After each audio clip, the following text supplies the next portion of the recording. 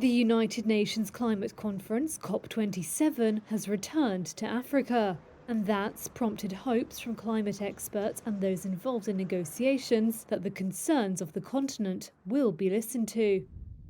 Previous pledges at COP summits have not yet been met, such as a promised $100 billion a year from developed nations to help developing countries deal with the consequences of global warming.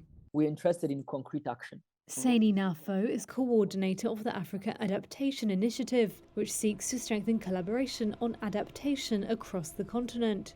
He's also a spokesperson and former negotiator for the African Group of Negotiators. If we get that adaptation finance decision, which is to say, no, don't give us more finance. Please don't pledge more finance. The finance you already pledged, just tell us how you're going to do it. Let's meet twice a year. Let's have consultation.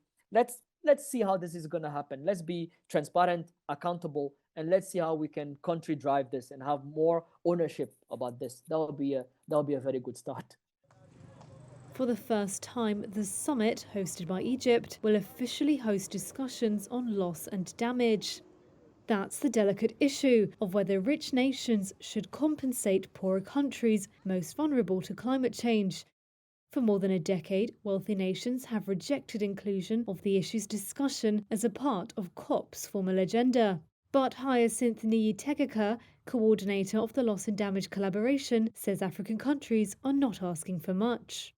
We only need them to realize how much they have contributed to this, and know that we only need like little money out of like billions and billions they are making out of their businesses and other projects that are emitting a lot. COP27 follows a year of wild weather disruptions across the world. Africa has suffered deadly floods, storms and drought.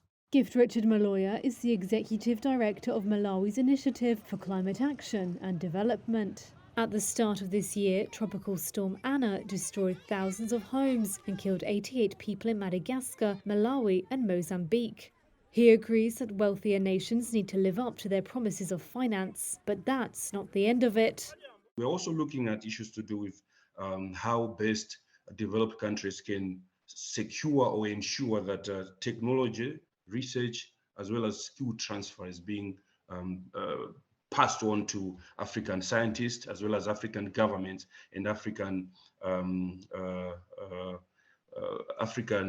organizations that are working in the climate sector.